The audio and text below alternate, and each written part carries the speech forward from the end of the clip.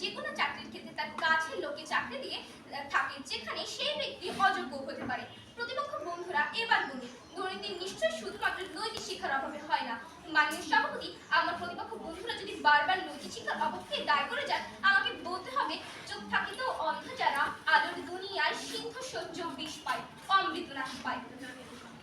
মাননীয় সভাপতি, লক্ষ্য করুন আমাদের বাংলাদেশের ইতিহাসের দিকে, তাহলে দুর্নীতি হয়েছে। এসব 60,000 টাকা বাংলাদেশ থেকে হয়েছে। এর প্রধান কারণ কি? এর প্রধান কারণ হচ্ছে আইনের সঠিক ব্যবহারের অভাব। আইন যদি প্রত্যেকটা কর্মচারীর ব্যাংক অ্যাকাউন্ট বা টাকা তত্ত্বাবধানে রাখতো, তাহলে কখনই তারা এই ধরনের দুর্নীতিতে সামিল হতে পারতো না। এখন প্রতিপক্ষ বন্ধুরা, দলের কাছে প্রশ্ন রইল, কিভাবে নৈতিক শিক্ষার অভাবই দুর্নীতির প্রধান কারণ? আশা করি আমাদের উত্তর দিয়ে যাবেন।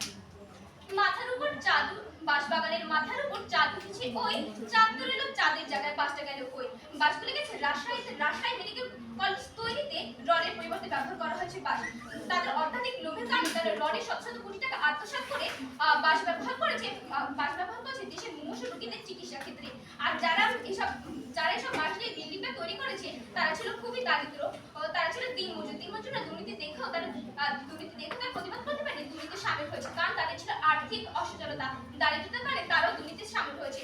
এবং যারা এই কাজগুলো করেছে তাদের ছিল অত্যাধিক লোভ, তারা রডের শত শত কোটি টাকা আত্মসাৎ করে দেশের মানুষকে অনির্বাণ চিকিৎসা ক্ষেত্রে দিত। আর এই সম্পূর্ণ কাজটি আইন সঠিকভাবে পরিচালনা করতে এবং তত্ত্বাবধানে রাখতে সংশোধন হতে পারে না। তাহলে আসুন আমরা বলি, তর্কে তর্ক পারে, কথায় কথায় পারে। তর্কের সাথে তর্ক মিলিয়ে বলতে চাই যে নৈতিক শিক্ষার অভাবে দুর্নীতির বিস্তার লাভ নয়, দারিদ্রতা, অসচ্ছলতা, রাষ্ট্রায়নের যথাযথ প্রয়োগের অভাবেই দুর্নীতি হয়। আসুন আমরা একমত পোষণ করি এবং আজকের বিতর্ককে এখানেই সমাপ্ত করি। ধন্যবাদ।